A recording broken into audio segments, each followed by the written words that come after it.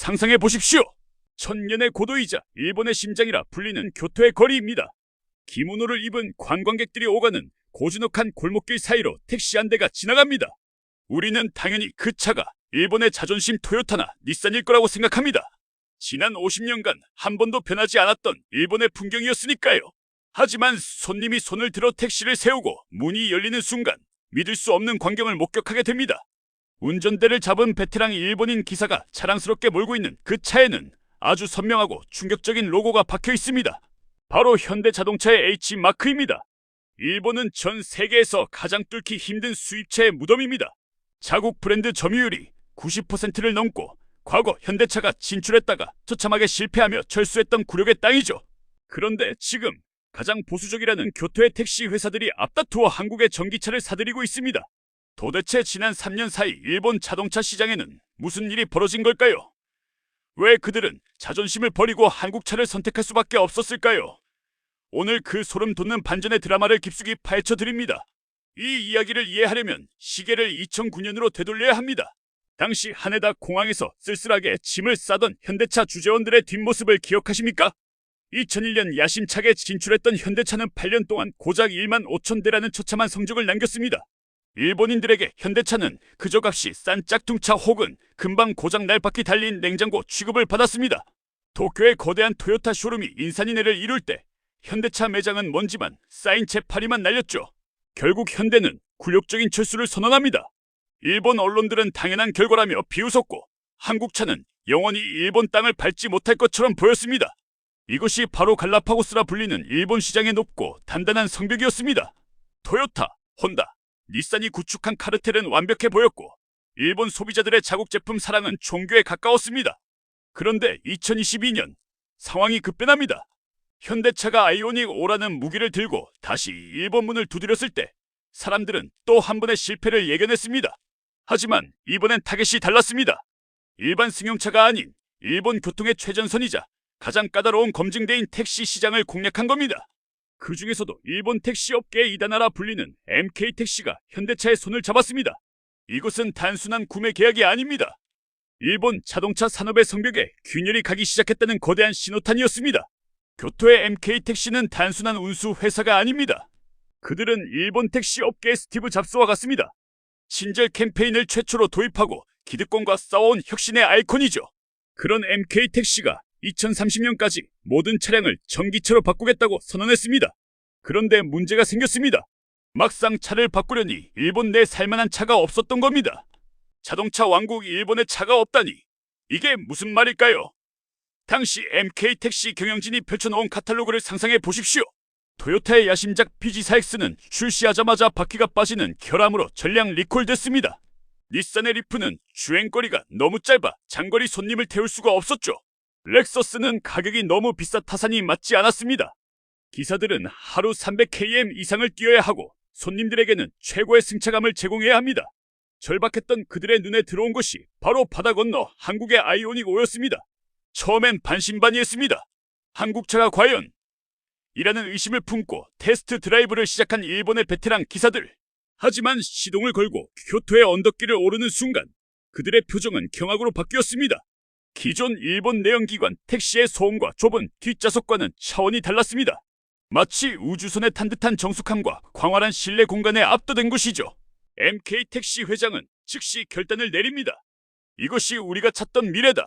50대의 아이오닉 5를 전격 도입하는 계약서에 도장을 찍는 순간 일본 자동차 업계는 거대한 충격에 휩싸였습니다. 도대체 아이오닉 5가 얼마나 대단하길래 자존심 강한 일본인들의 마음을 돌려놓았을까요? 감성이 아닌 냉혹한 숫자의 세계로 들어가 보겠습니다. 택시 기사에게 시간은 곧 돈입니다. 일본 전기차들이 충전소에서 1시간씩 멍하니 서 있을 때 아이오닉 5는 초고속 충전 시스템을 통해 단 18분 만에 배터리를 80%까지 채웁니다. 기사가 화장실 다녀와서 커피 한 잔 마시면 충전이 끝나는 속도입니다. 이 차이가 하루 매출을 가릅니다. 실내 공간은 더 압도적입니다. 아이오닉 5의 휠베이스는 삼철로 대형 세단보다 넓습니다. 전기차 전용 플랫폼 덕분에 바닥이 완전히 평평하죠. 기존 일본 택시들은 뒷좌석 가운데가 불룩 솟아있어 3명이 타면 매우 불편했지만 아이오닉 5는 다리를 꼬고 앉아도 남을 만큼 광활합니다. 더 충격적인 건 VL 기능입니다. 차 안에 콘센트가 있어 이동 중에 노트북을 충전하고 급할 땐 전자레인지까지 돌릴 수 있습니다. 일본의 경쟁 차종들에는 아예 없거나 선택하기 힘든 기능들입니다.